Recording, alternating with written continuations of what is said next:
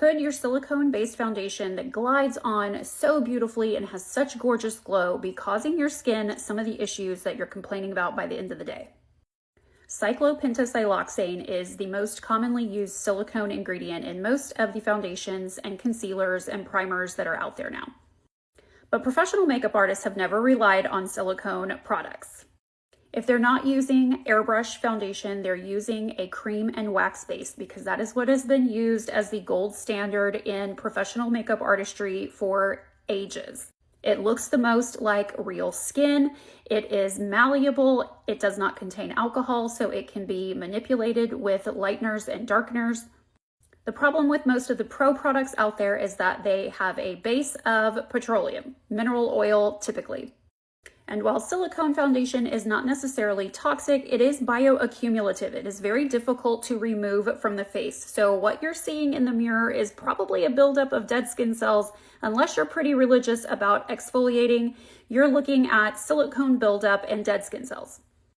That's why I knew that Science of Pretty had to have a really non-toxic cream and wax-based foundation that looks like real skin, that can be built up in small areas to cover whatever needs to be covered, that could be manipulated with moisturizer to give more of a BB or CC cream look, that could be built up for full coverage or go on in one layer for a kind of medium coverage that isn't too dark. So let me show you on this side how it looks with just one little layer of foundation, and on the other side I'm going to blend it out with some moisturizer so you can see how an even lighter look is achievable. This is the Siren brush that I'm using here, but we can use any brush with this foundation, and you can use a beauty blender also.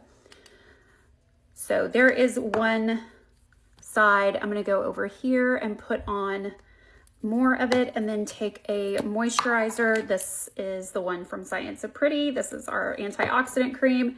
I'm going to press that into the brush a little bit just to spread it around and then blend out the foundation with moisturizer to get a more of a BB cream, CC cream look. So this would be like a filter product.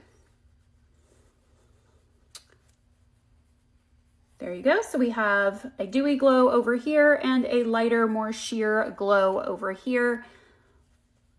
The one we created for Science of Pretty is absolutely a flawless color for so many. We do bundle it with a lightener and a darkener if you think that you might need that, but this formula is pretty spot on.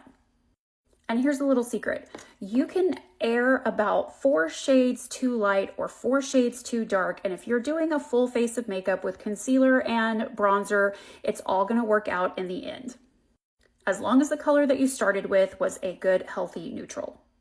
If you have pink undertones, neutral is still better. If you have green undertones, neutral is still better. It's time to ditch the petroleum products, time to say goodbye to silicone if you're over 40, and it's time to level up your skills a little bit and your makeup quality and do a cream and wax-based neutral foundation.